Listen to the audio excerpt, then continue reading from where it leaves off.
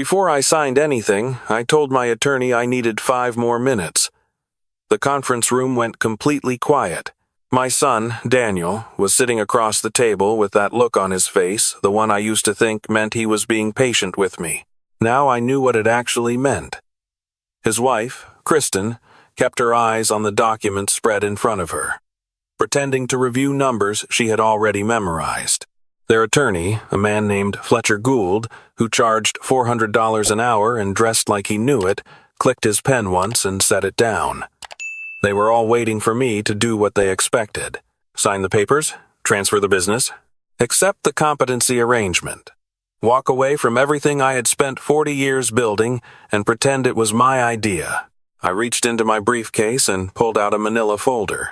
I placed it on the table in front of Fletcher Gould. He opened it. His face changed in a way that faces do when someone realizes the ground beneath them is not solid anymore. He looked at Daniel. Daniel looked at the folder. Kristen's hand went still on the papers. I said quietly, "I think we need to start this conversation over. Let me tell you how I got there. My name is Walter Briggs. I'm 63 years old.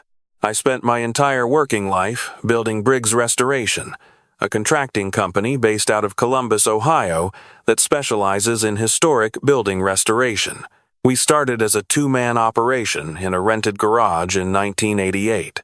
By the time this story takes place, we had 47 employees, 3 active government contracts, and a reputation that took 35 years to earn. I was not rich the way people think of rich. I did not have a yacht or a vacation house in Florida, but I had a company worth approximately $2.4 million in assets and contracts, a retirement account that I had fed carefully for decades, and a 4-bedroom house in Bexley that I owned outright. My first wife, Caroline, died of ovarian cancer in 2009. We had been married for 22 years. Daniel was our only child. He was 26 when she died, already working at the company, already learning the business. I thought losing his mother would bind us closer together. For a while, it did. I remarried in 2015. Her name is Maggie. She is 58, a retired school principal, the kind of woman who laughs easily and means it. Daniel did not approve. He never said it in those exact words, but the disapproval was in everything else: the way he said her name, the way he found reasons not to come to the wedding, the way Kristen started calling Maggie your father's wife instead of by her name, as if she could be grammatically excluded from the family. I tried not to make it a conflict. Maggie tried harder than I did. She baked for them. She remembered their anniversary. She sent Kristen flowers when their daughter Emma was born. She never got a thank you note for any of it. The business trouble started about 2 years before that conference room. Daniel had been managing day-to-day operations since 2019, when my back problems made it harder for me to be on job sites. It was a natural transition. He knew the work. I trusted him. I still came into the office 3 days a week, reviewed contracts, met with clients. It was my company. I made that clear, not as a power move, but because it was simply true. The first sign I missed was the account restructuring. Daniel told me it was a tax efficiency measure, something their new accountant recommended. I looked at the paperwork briefly and signed. I was 61 years old, and my reading glasses were in the other room, and I trusted my son. That was my mistake. The second sign was the meeting I was not invited to. A city contract for the restoration of a historic firehouse on the east side. A project I had personally cultivated for 2 years. Had lunch with the city planning director 4 times. Had submitted a proposal I wrote myself. Daniel took that meeting without telling me. When I found out, he said he had tried to reach me and I had not answered my phone. I checked my phone. There was no missed call. The third sign was Maggie. She came to me one evening in November, about 18 months before the conference room, and told me she had overheard a phone call. She had not been eavesdropping. She had walked into the kitchen while I was outside, and Daniel was on speakerphone with someone, and she heard him say, "Dad's not capable of managing this anymore. We need to move before he does something that costs us everything." I did not want to believe it. I told myself she had heard it out of context. I told myself Daniel was probably frustrated, probably venting, probably not meaning what it sounded like. Maggie did not push. She said her piece and let me sit with it. That was one of the reasons I married her. She understood the difference between telling me something and making me choose it. But I started paying attention. What I found, over the following weeks and months, was methodical. It had clearly been planned for longer than I wanted to admit.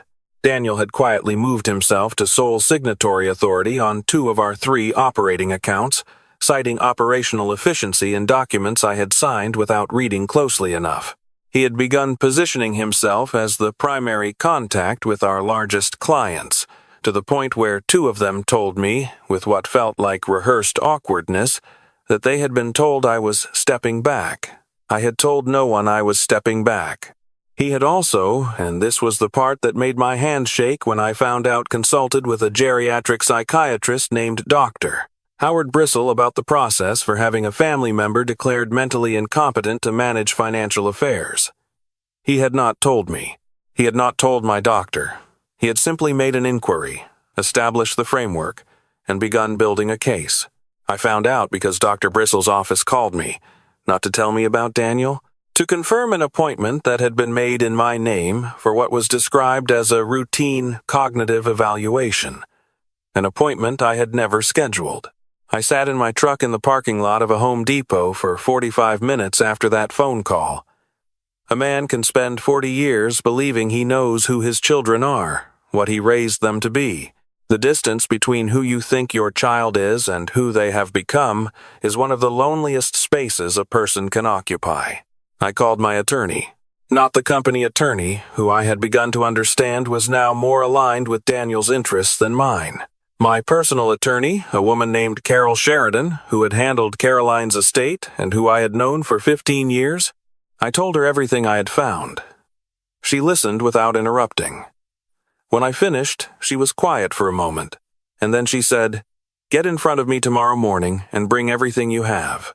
What Carol did over the next 4 months, I will be grateful for until I die." She was meticulous, and she was quiet about it. She untangled the account restructuring and documented exactly what had been moved and when. She pulled the inquiry Daniel had made to Dr. Bristle's office and got a record of it. She found the emails Daniel and Kristen had been careless about, using company email for some of their communications, which were technically subject to my access as owner, and those emails told a story that was hard to read but impossible to misinterpret. They intended to file for a competency hearing. They had already spoken to Fletcher Gould about the process. They believed that with a psychiatric evaluation in hand and the account documentation showing erratic decision-making, they could have me declared unfit to manage the business, at which point Daniel, as the closest family member with business knowledge, would assume control. Maggie would receive nothing because the business assets would be reclassified before any will was relevant.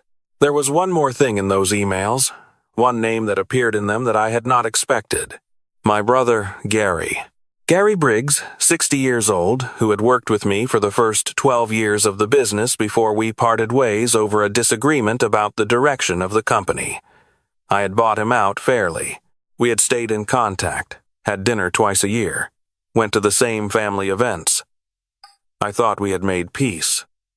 I thought what happened between us professionally was behind us. Gary had been advising Daniel, not casually, consistently, over at least a year. The emails referenced phone calls with Uncle Gary, references to what Gary had said about the competency angle. One email from Kristen to Daniel that said, "Gary thinks we need to move before Walter changes the will again, before I changed it again," meaning they knew I had already revised my will once since marrying Maggie, and they were afraid I would revise it further. I want to be precise about what I felt when I read that. I am 63 years old. I have buried a wife. I have had my back operated on twice. I have sat with clients on job sites in January and July and every month in between for 35 years. I do not consider myself an emotional man, in the sense that I do not dramatize things. But reading my brother's name in those emails, understanding that the thing being built against me had been partly constructed by someone I had known my entire life, was a different category of pain than anything I had encountered before. I did not call Gary. I did not confront Daniel. I did what Carol told me to do, which was wait, document, and prepare. The call came from Daniel in March. He told me he and Kristen and the company attorney wanted to meet to discuss the future structure of the business. He framed it as a planning conversation, something about long-term succession. He used the word together. He said it twice. He asked if I could come to the office on a Thursday morning, as if it were my office, which it was, as if he were inviting me somewhere I needed permission to enter. I said I would be there. I did not tell him I would be bringing Carol. I also did not tell him that 2 days before that meeting, Carol and I had filed a full ownership consolidation with the state, reaffirming my sole ownership of all company assets, accounts, and contractual obligations, with a formal notice to all 3 of our operating banks. I did not tell him that I had met privately with our 2 largest clients and personally re-established my role as primary owner and contact. I did not tell him that I had changed the signatory authority back on both accounts, and I did not tell him what was in the manila folder. The conference room was in our own building, which I found darkly funny. The office I had leased since 2003, the one with the framed photograph on the wall of the Hendricks County Courthouse restoration that we finished in 2011, the one that was the hardest job we ever did and the one I was proudest of. Fletcher Gould was there with his $400 an hour pen. Daniel was in the chair where clients used to sit when I ran the meetings. Kristen had a yellow legal pad. The company attorney, a man named Sutter, whom I had hired 8 years ago and was now understanding had shifted loyalties, sat to the side. When Carol walked in behind me, the mood in the room changed immediately. Fletcher looked at Sutter. Sutter looked at Daniel. Daniel looked at me with an expression that tried to be neutral and was not. "Dad?" He said it the way you say a word you are using as punctuation rather than address. I thought this was going to be informal. "It is informal," I said. "We are family." I sat down. Carol sat beside me. I put the briefcase on the table, and for about 20 minutes, I let them present their case. The competency concern, framed gently as wanting to make sure Dad had the right support structure in place. The account arrangements described as operational improvements. The proposal for a management transition, which was dressed up in language about legacy and succession, but which, stripped of its language, meant Daniel taking over and me stepping aside with a structured buyout that Carol had already calculated was 30% below market value. I listened to all of it. I did not interrupt. Daniel had the look of a man who had rehearsed this, who had gone over it enough times that he believed in its inevitability. Kristen kept her eyes on her legal pad. Fletcher Gould was smooth. He had clearly done this before. When they finished, I reached into the briefcase and put the folder on the table. The folder contained 3 things. The first was a printed summary of the email chain, including the references to Gary, the references to Dr. Bristle, and the explicit discussion of the competency strategy. The second was the ownership consolidation filing, already processed and notarized, establishing beyond any procedural challenge that the company was mine and the account changes had been reversed. The third was a letter from Dr. Catherine Voss, a neurologist at Ohio State Medical Center, who had administered a comprehensive cognitive evaluation at my request 6 weeks prior and found me to be, in her words, fully cognitively intact, with no indicators of impairment relevant to financial decision-making. I had scheduled that appointment myself, told no one, and kept the results until this moment. Fletcher Gould read the first page and set it down. He looked at Daniel in a way that was not the look of an attorney with a strong case. Daniel read it differently.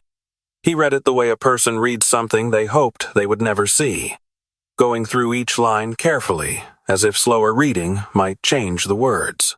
When he got to Gary's name, he stopped. He set the papers down. He did not look at me.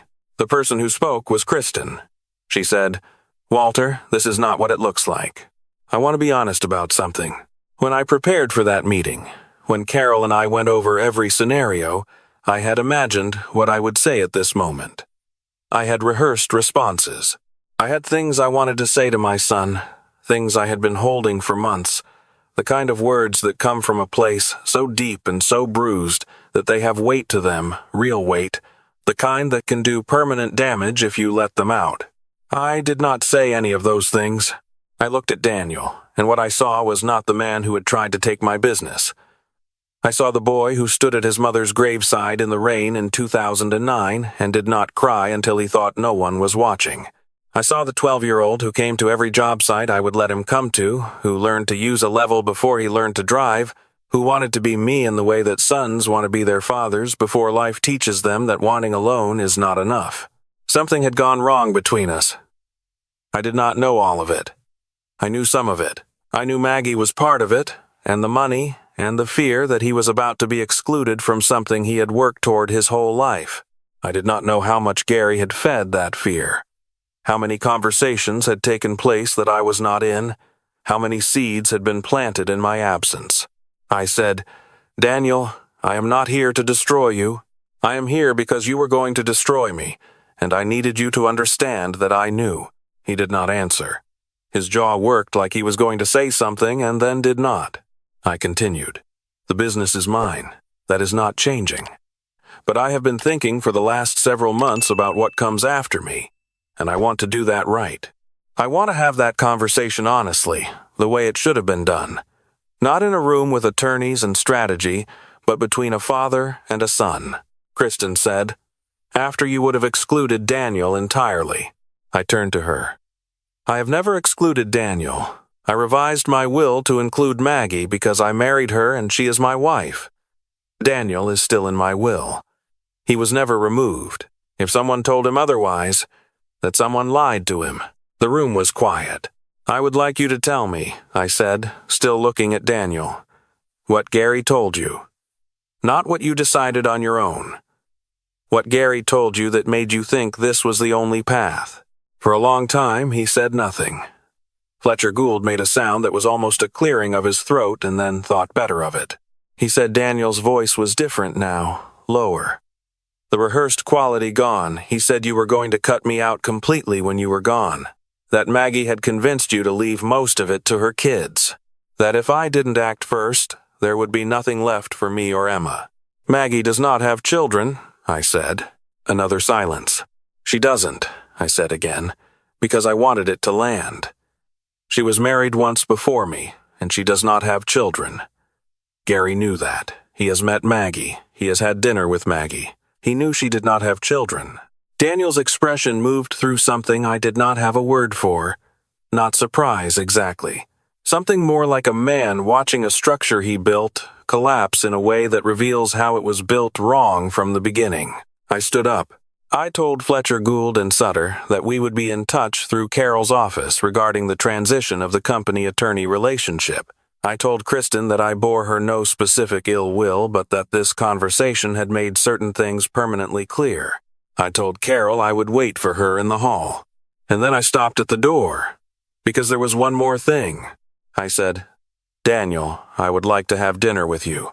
Not to negotiate, not with attorneys. I would like to sit down with my son and talk about what actually happened and what I actually intended, and I would like you to listen the way I am asking you to listen right now. If you want that, call me. I am not going anywhere.' I walked out. I drove home and sat in the kitchen with Maggie for an hour. I told her everything, which I had mostly done during the preceding months, but now could tell her as something that was over rather than ongoing. She did not say I told you so. She is not that kind of person. She made coffee and she sat with me, and when I got to the part about Gary, she put her hand on the table near mine without making it a gesture, just placing it there, and I understood that I was not alone in the way that matters most. Gary and I have not spoken since. I sent him a letter, not an angry one, which surprised me when I reread it. I told him what I knew, and I told him that the money he still felt owed from the buyout, whatever he had convinced himself over the years was taken from him, would not be coming back because it was never his to begin with. I told him that the 30 years we had shared as brothers deserved better than what he had done with them, and that I was sorry I had not understood how much bitterness he was still carrying, but that understanding it changed nothing about its consequences. He did not write back. I am not sure I expected him to. Sutter was let go. I found a new company attorney through Carol's network. The accounts are structured correctly now, and I have a board of advisors, 3 people, None of them family who review major financial decisions with me, not because I need supervision, but because it is simply smarter. I did sit down to dinner with Daniel. It took him 6 weeks to call. We met at a restaurant near his house, just the two of us, no attorneys, no Kristen, no agenda. He was quiet for the first half of the meal. Then he started talking, and once he started, he did not stop for a long time. He told me things I did not know. How it felt to watch me build something his entire life and then marry a woman he did not know and change the will, even partially, and not explain it to him. How Gary had started calling him after the wedding, slowly and consistently, building a picture of Maggie as someone calculating and strategic. How by the time Daniel realized how deep in he was, the machinery was already moving and he did not know how to stop it without admitting to everything. He said, "I told myself it was protecting the company, that you were making decisions that weren't good, but that's not what it was. I was scared, and Gary was there telling me what I wanted to hear, and I let myself believe it. I said, 'You could have called me. I know. You could have asked me directly what was in the will, and I would have told you.' 'I know,' he said again. We ate for a while without speaking. I told him what I told him because it was true and because he needed to hear it. That I had every intention of leaving him a substantial share of the business. That Maggie had never asked for anything from the company. Had in fact told me once that she did not want to be the source of conflict between Daniel and me, had encouraged me more than once to talk to him directly. That the will revision had simply been to ensure she was not left with nothing if I died before her, which is what any husband with a functioning conscience would do. He listened. He did not make excuses. At that point, he just listened. The business is still mine. I'm at the office 4 days a week now, which my back allows if I manage it carefully. Daniel still works there. The transition we are planning is a real one now. A 5-year timeline that Carol helped structure, with clear documentation, fair valuation, and no ambiguity. He will inherit it when the time comes, along with Maggie's portion of the estate, which is set up fairly and which he knows about, because I showed him. Maggie and Kristen are not friends. That may not change, and I have made my peace with it. But they are civil, and Emma, who is 5 now and has no knowledge of any of this and never should, runs to me when she sees me, and I take that for what it is. There is a photograph on my desk now, next to the one from the Hendricks County courthouse job. It is a drawing, done in crayon, by Emma. She drew our family as stick figures the way children do, with labeled heads and arms extended too far from bodies and a sun in the top right corner. She labeled me Grandpa Walter and drew a tool belt around my stick figure, which is so accurate it made me laugh out loud when I saw it. She gave it to me at her birthday party in October, walked up to me with it rolled under her arm like she was delivering a document, and said, "I made this for you because you're my favorite person who builds things." I have cried a small number of times in my adult life. That afternoon was one of them. I kept the drawing because it is the truest thing I own. Not the company documents, not the bank accounts, not the notarized filing that protected what I spent 40 years building. The truest thing is a crayon picture from a 5-year-old who does not know anything about what happened in that conference room, who only knows that her grandfather shows up and takes her seriously and smells like sawdust and coffee. If you are watching this and you have felt what I felt, the particular helplessness of watching the people closest to you build something against you while you are still in the room, I want to tell you what I learned. Do not sign anything you have not read. Do not trust process over attention. The people who love you should be able to tell you directly what they want, and if they cannot, that is information. And do not assume that the anger you feel is the end of the story. Anger is useful for exactly as long as it takes to understand what happened and act on that understanding. After that, it becomes a weight you carry alone. My son is not a villain. He is a person who made a bad choice while being fed bad information by someone he trusted, and who had enough left in him to sit across a table from me and own it. I do not know if we will ever fully recover what we had. I know that we are building something carefully. The way you build anything worth having, one day at a time, with attention to the details. Gary is a different matter. Some decisions close doors permanently, and knowing which doors those are is part of getting older. I carry what he did not as bitterness, but as a fact. He chose what he chose. I know who he is now in a way I did not before, and that knowledge, as painful as it was to acquire, is mine. The business is doing well. We are finishing a restoration on a county courthouse in Delaware, Ohio, that has become the kind of project I got into this work to do. 100-year-old brickwork, original plaster ceilings, stonework around the entrance that nobody in the state does better than we do. I was on that job site last week, back be damned, standing in the main hall watching my crew work, and I thought about what it means to restore something, not renovate, restore. To take something that has been damaged or neglected and return it to what it was, to its original integrity. That is what I am doing. With the company, with my son, with whatever years I have left. It is slow work.